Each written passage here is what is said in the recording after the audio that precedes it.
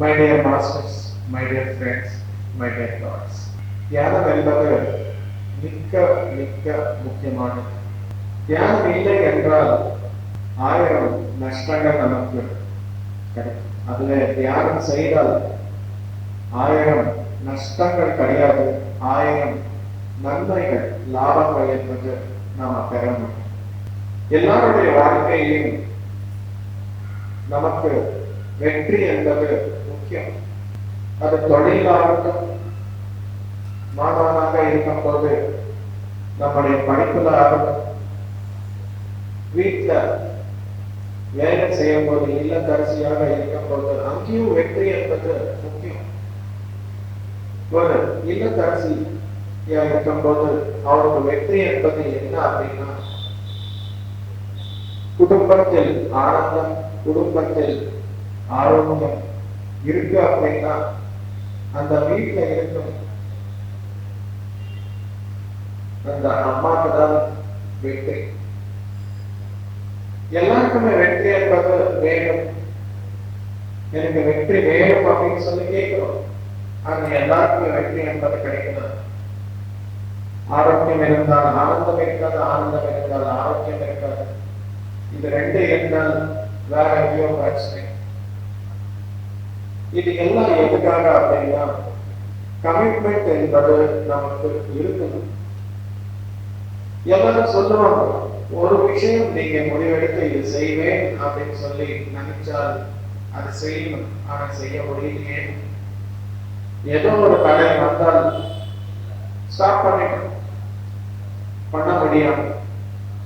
இது எல்லாம் எதுக்காக அப்படின்னா, அந்த கமிட்மெண்ட்டுக்கு தேவையான ஞானம் என்பது இருந்தால் அந்த கமிட்மெண்ட் என்பது நிரந்தரமா இருக்கும். கமிட்மெண்ட் எங்க இருக்குமோ அங்கே வெற்றி என்பது கட்டாயமாக வருது. இந்த கமிட்மெண்ட் என்பது எப்படி நமக்கு வருது? நம்ம பத்தி நமக்கு ஆழமாக தெரிஞ்சால், நம்ம சக்தி என்ன அப்படின்ற விஷயம் நமக்கு தெரிஞ்சால், நான் எதுக்காக கமிட்மெண்ட் கொடுத்திருக்கிறேன் என்ற காரணம் தெரிஞ்சால், அந்த கமிட்மெண்ட் என்பது பலப்படும். எந்த கஷ்டம் வந்தாலும், எந்த துன்பம் வந்தாலும், எந்த விதமான சூழ்நிலை வந்தாலும் சரி, அந்த கமிட்மெண்ட் என்பது அசையாமல் இருக்கும். அந்த விதமான கமிட்மெண்ட் வரணும் என்றால் நம்ம பத்தி நமக்கு தெரியும். ஆழமான விளக்கம் நம்ம பத்தி நமக்கு அறிமுகம் என்பது தியானத்தின் மூலம் மட்டுமே தெரியும். என்ன சார் எனக்கு என்ன இருக்குது, ஏதோ சின்ன வியாபாரம் பண்ணணும், சின்ன தொழில், சின்ன குடும்பம், எனக்கு எல்லாம் எதுக்கு சார் இது எல்லாம் அப்படின்னு சொல்லி நினைக்காது. ஒரு கடுப்பு வேலையோடு அதுவே அதுக்குள்ள ஒரு மரம் இருக்கும் அப்படின்னு சொல்லி தெரிஞ்சால் அதனுடைய பார்வையை மாறிடும். அந்த விதைக்குள்ள ஒரு செடி, கொடி, மரம் இருக்கு அப்படின்ற விஷயம் அந்த விதைக்கு தெரியாது, ஆனா இருக்கு. அந்த விதைய மண்ணுக்குள்ள வச்சால் அதுக்கு தேவையான தண்ணி, வெளிச்சம், சத்து இதெல்லாம் கொடுத்தால் என்ன ஆகும்? அது ஒரு செடியாக ஒரு மரமாக இந்த உலகத்திற்கு தேவையான நிறைய விதைகள் என்பது கொடுக்கப்படும். இங்க என்ன நடந்தது? அந்த விதைக்கு தெரியாது எனக்குள்ள ஒரு மரம் இருக்கு அப்படின்னு சொல்லி. ஆனா மண்ணுக்குள்ள போகும்போது அது நல்ல கான்பிடண்டா, நம்பிக்கையோட மண்ணுக்குள்ள போகும்போது மண்ணின் உதவியின் மூலம் ஒரு விதை ஒரு மரமாக மாறிச்சு.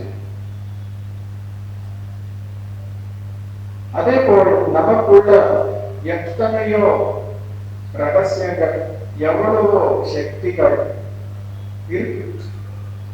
அந்த சக்திகளாகட்டும், அந்த ரகசியங்களாகட்டும் நமக்கு தெரிஞ்சால் ஆட்டோமேட்டிக்கா நம்முடைய பார்வையே மாறிடும். இந்த உலகத்தின் மீது நம்முடைய கமிட்மெண்ட் அதிகமாகும், நம்முடைய சங்கல்ப பலம் ஜாஸ்தியாகும், நம்முடைய வாக் சுத்தி ஜாஸ்தியாகும். ஏதாவது சொன்னா அது நடக்கும், ஏதாவது கொடுத்தால் யாருக்காச்சும் தானம் பண்ணால் நம்முடைய ஆற்றல் அவருக்கு போய் அவருக்கு நன்மை என்பது நடக்கும். அந்த விதமான சக்திகள், அந்த விதமான ரகசியங்கள், அந்த விதமான ஆன்ம ஞானம் என்பது நமக்குள்ள இருக்கு. அது எல்லாம் வெளியே கொண்டு வரணும் என்றால் ஞானத்தை கடைபிடிக்க வேண்டும், ஞானத்தை நம்பணும் முதல். இப்ப அந்த விதை மண்ணை எப்படி நம்பி பேஷன்ஸா இருந்துச்சோ அதே மாதிரி நாம பொறுமையா தியானம் செய்தால் ஆட்டோமேட்டிக்கா நம்ம பற்றி நமக்கு ஆழமான விளக்கங்கள், அதாவது நம்ம கடந்த பிறவிகள், நம்முடைய ஆன்ம பயணம், நாம எங்கிருந்து வந்திருக்கிறோம், இந்த உலகத்திற்கு எதற்காக வந்திருக்கிறோம் என்ற விஷயங்கள் எல்லாமே தெரிய போது நமக்கு எப்படி இந்த விஷயத்திற்காகவே நான் வந்திருக்கேன் என்றால் அது செய்யணும். மீதி எல்லாமே எனக்கு செகண்டரி.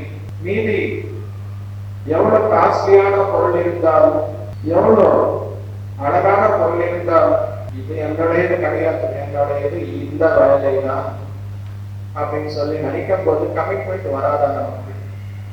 இந்த வாழ்க்கையில் வெற்றி என்பது நமக்கு கிடைக்காதா? கண்டிப்பா கிடைக்கும். அந்த விதமான ஆன்ம ஞானம் தெரிஞ்சுக்கணும் என்றால் தினமும் தியானம் என்பது செய்யணும். அதற்கு நான் பத்ரிஜி அவர்கள் என்ன சொல்லுவாங்க அப்படின்னா, யாருக்குமே ஒரு சர்வசாதாரணமான மனிதன் அப்படின்னு சொல்லி சொல்ல மாட்டாங்க. அவர் முன்னாடி போன உடனே மை டியர் ஃப்ரெண்ட்ஸ், இந்த பிறவில நமக்கு அறிமுகம் இல்லாம இருக்கலாம் நீங்க எல்லாரும், ஆனா போன பிறவில ஒரு அறிமுகம், ஒரு நல்ல நண்பனாக இருந்தா மட்டுமே இங்கே இந்த நாள் இந்த நேரத்தில் நாம் எல்லோரும் இணைமுறை மாஸ்டர்ஸ் இல்லாட்டி இங்கே வரதுக்கு வாய்ப்பே இல்லை. அதற்காக நாம் எல்லோரும் ஃப்ரெண்ட்ஸ், மை டியர் ஃப்ரெண்ட்ஸ். அதுக்கப்புறம் இரண்டாவது மை டியர் மாஸ்டர்ஸ். ஒரு விதையாக இருக்காது, உங்களுக்குள்ள எத்தனையோ ரகசியங்கள், ஞானம், ஆற்றல் இருக்கு. அது எல்லாமே வெளியே கொண்டு வந்தால் யூ ஆர் மாஸ்டர். அவருடைய பார்வையில் நீங்க மாஸ்டர், நம்முடைய பார்வையில் இன்னும் நம்ம பற்றி நமக்கு தெரியாது. அதுக்காக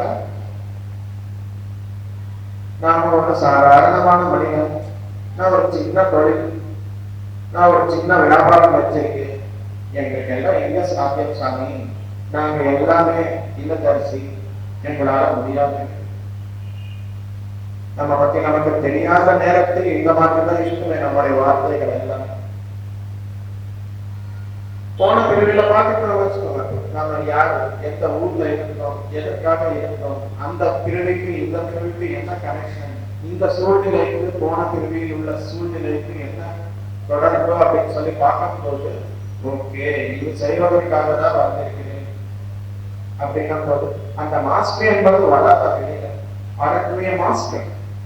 நாம் எல்லோரும் மாஸ்டர்கள். அதற்கு தான் மை டியர் மாஸ்டர்ஸ். அதுக்கப்புறம் மை டியர் கிளாஸ் அப்படின்னு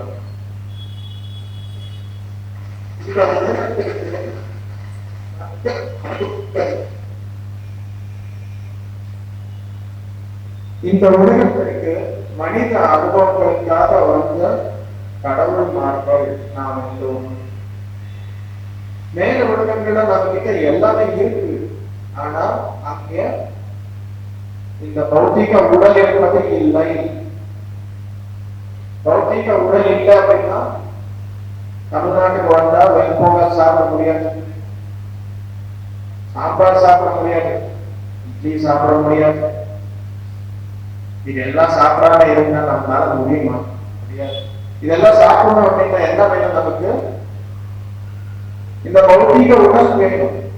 மேல உலகங்கள்லாம் கடவுள் மார்கள் நாம வைக்கணும். சிவனுக்காகட்டும், பிள்ளையாருக்காகட்டும், இல்ல பெருமாளுக்காகட்டும், நைவேத்தியம் அப்படின்னு சொல்லி எல்லா உணவு பொருட்கள் எல்லாமே வைக்கணும்.